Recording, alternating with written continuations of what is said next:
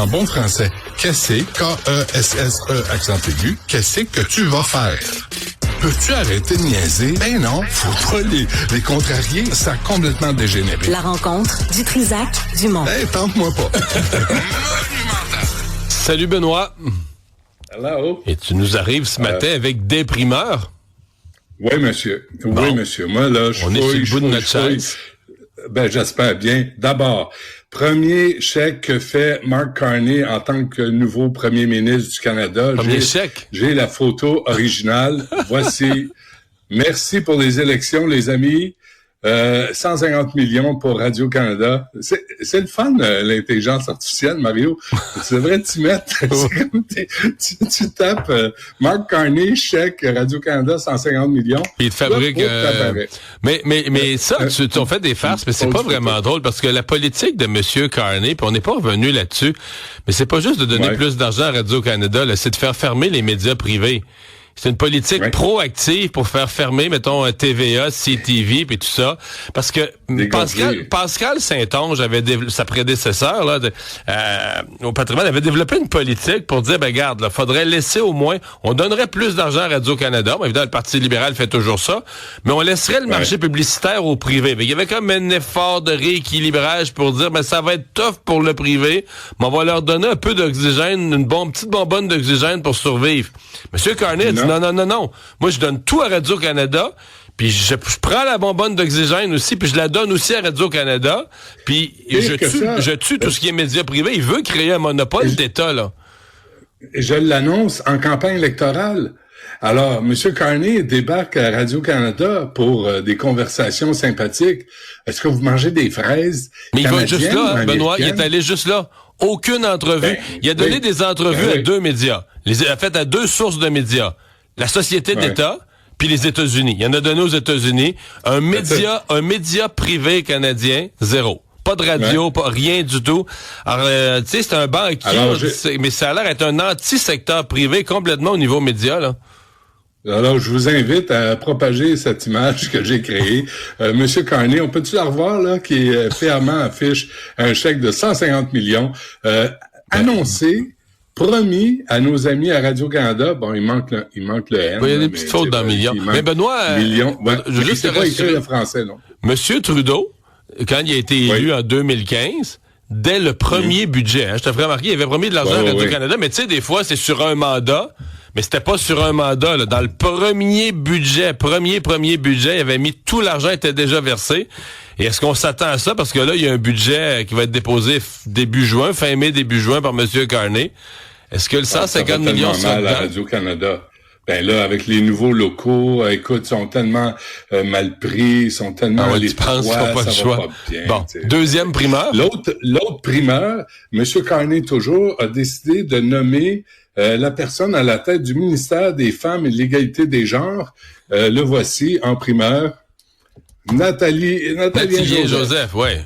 Ouais, Nathalie Joseph. C'est lui qui va être à la tête du ministère Femmes et de l'égalité. Non, peut-être pas celle-là. Je suis pas certain de celle-là.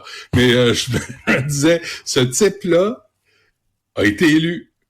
Ce type-là qui a pas participé au débat, qui s'est fait pogner sur des sites de faufounes extrêmes, il a été élu. Mario, mais moi, Benoît, j'accroche pas, tu sais. Comment je te dirais ça?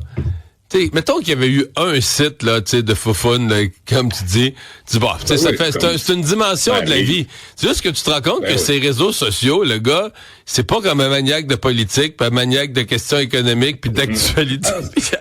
Un maniaque sexuel. Il y a comme rien qu'une chose qui semble passionnante. Amène-moi pas là, Mario, je vais faire poursuivre. Parce que tu sais, non, mais prends toutes les partis, là, NPD, conservateurs, libéral, va sur les réseaux sociaux de ce monde-là, tu dis c'est tous des maniaques de politique. Puis là, tu sais, ils chialent contre un parti, puis ils reprennent des nouvelles. Mais lui, il a comme un autre champ d'intérêt. Il trouve ça plate, la politique, mais là, il se trouve être député. Qu'est-ce que tu veux qu'on fasse? Bref, Mais là, Monsieur Carney va rencontrer Monsieur Trump. Est-ce que tu es optimiste pour cette rencontre, toi? Bon, là, faut que tu m'expliques des choses. Ça veut dire... On retourne en haut de la ceinture. Bon, OK. Je suis prêt. Je suis pas sûr. Là, je me dis, finalement, les Québécois, bravo, en passant, encore une fois. Hier, j'ai croisé du monde, j'allais faire des courses. Écoute, Mario, il y a du monde vraiment furieux de ce qui s'est passé au Québec avec le vote pour le Parti libéral du Canada. Je me suis fait tellement interpeller. J'ai eu de la misère à finir mes courses, à faire ma commande. Il y a des gens qui sont furieux contre toi aussi. Ils disent, on a voté libéral, nous, parce qu'on aime M. Carney, puis Benoît Dutrisac, il nous respecte pas. Non, c'est ça. Parce que sais-tu pourquoi? Parce que le Canada nous respecte pas. Parce que Carney nous respecte pas. Parce que Carney a dit non à deux demandes alors qu'il était en campagne électorale. Oui, il y a une journée de fête. La chance au courant, Benoît. Oui, donc là, est-ce que tu es optimiste pour la rencontre avec M. Trump? Parce que ça, c'est la clé de tout son mandat. Là. Il a été élu pour ça, là, régler les problèmes avec Trump. Ce que j'allais dire, c'est finalement, vous aviez tous raison, mea culpa, j'étais dans le tort, Mark Carney va tenir tête à Trump. Bon, il va le faire à genoux, mais il va quand même tenir tête à Trump. Il va être à genoux.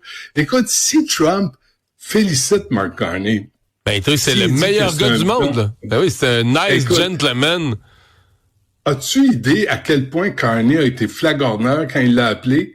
Monsieur Trump, vous êtes merveilleux, brillant, puissant, magnifique. Vous êtes fort, vous êtes l'homme de la planète. C'est ça qu'il faut faire, là. Il a lu la fable il a lu sa fable de La Fontaine, le renard et le corbeau. Si tu veux y faire échapper son fromage, là. Son fromage, c'est ça.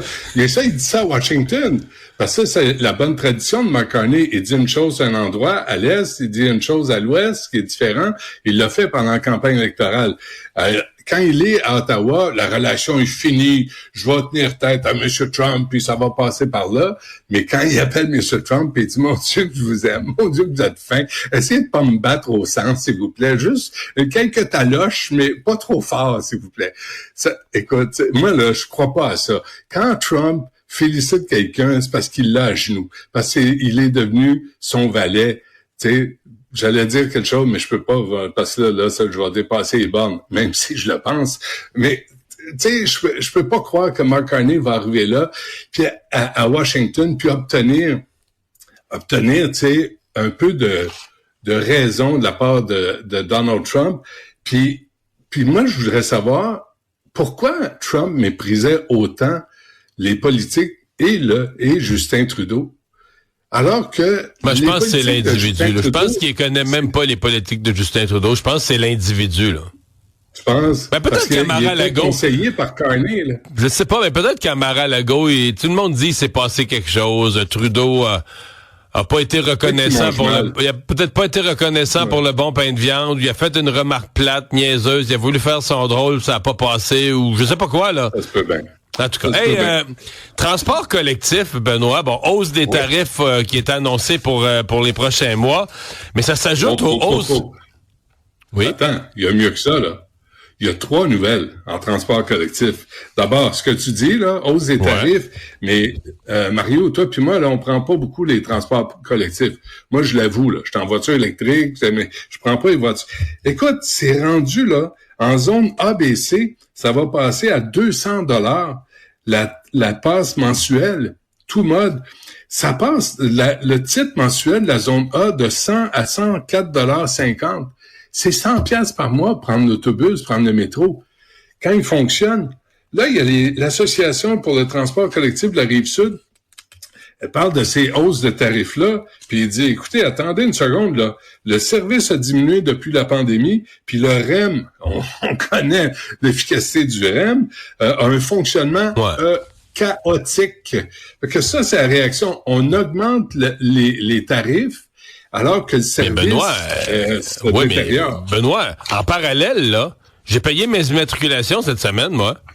On n'augmente pas à peu près. Je sais que quand le gouvernement, là, mais c'est rendu quasiment à 400, là, avec l'augmentation pour le transport en commun est énorme, là. Ouais. Énorme pour les gens de la banlieue, là. Il y a ça, Mario, le 25 mai, 2400 employés d'entretien de la STM part en grève illimitée. Ben oui, pour aller chercher l'argent, pour aller chercher l'argent de la hausse, hein? Ouais, puis là, il dit, c'est parce qu'on veut créer des horaires atypiques, puis le déplacement de personnel, puis le recours à la sous-traitance. Là, on va avoir une grève à la STM. On annonce l'augmentation des tarifs, puis on a une grève.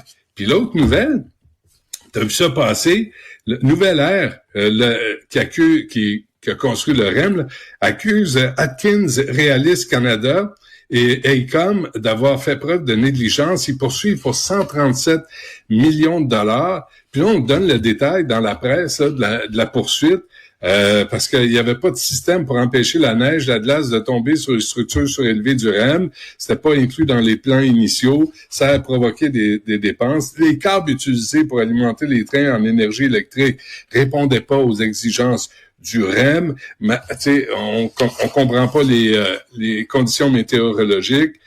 Puis Atkins Realis et AECOM auraient sous-estimé le volume à creuser pour une dépense de 10 millions de dollars. Ça, c'est à la station près de l'Université de Montréal.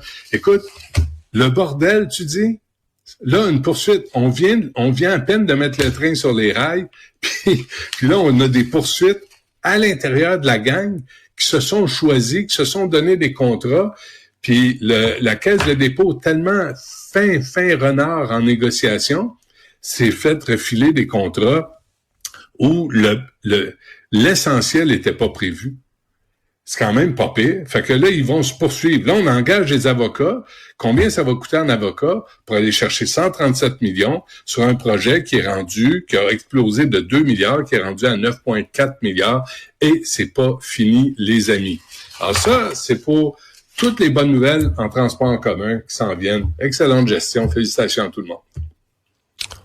Mais c'est la nouvelle norme. On paye plus, puis on en a moins. Puis on est supposé être content. C'est tout. Bonne journée, Benoît. Hier, on se disait ça, là. 14 milliards de déficit. Puis l'hôpital Maisonneuve-Rosemont, là, Christian Dubé a le front de dire où est-ce qu'on coupe? Sacramouille, comment se fait qu'on a 14 milliards de déficit puis on n'a rien en échange? On n'a rien en échange. Mais ça, on a déjà eu la discussion. On en fait 38 projets, disent-ils, en infrastructure, mais est-ce que la construction de tous ces projets, les dépassements, est-ce que tout ça nous coûte trop cher? Moi, c'est ce qui est en train de me dégoûter. Salut Benoît. À demain. Ciao.